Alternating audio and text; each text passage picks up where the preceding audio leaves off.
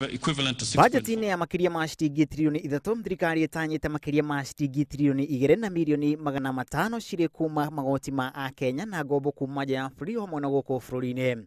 Ngombo ya bũrũri ĩgĩtanywo kuongerereka ona makiria mwaka-inĩ ũkĩte wa kĩgĩna.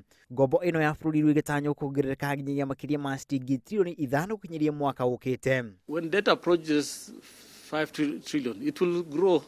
Even in the next 5 years, it will approach 10 trillion. That should not worry you.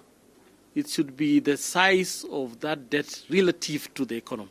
No thirikari ikiuga thirĩ ũyũ ũrongerereka kumana na kwambatĩra kwa ũtonga wa bũrũri, na ũndũ ũrĩa Minister Rotich augĩte ndwagĩrĩirwo nĩ kũmakia Akenya. At independence, maybe we had law that even 10 years ago, we had a level of debt, but it grows. In fact, if you look at the growth of our debt over the last 5 years and compare with all other countries in Africa, our debt growth has been lower than other countries. Harĩ bajeti ĩno thirikari ĩkĩenda rũhonge rwa kũngania magoti bũrũri-inĩ KRA gũkinyanĩria kĩgĩna kĩrĩa rwarongoreirio kũrogota.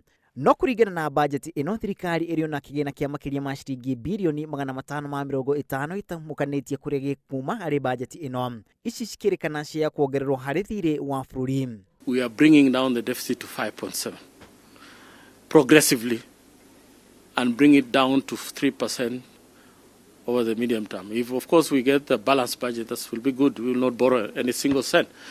But the deficit of 5.7 is a marked improvement from a deficit of over 8.5 over the last 2 years or so.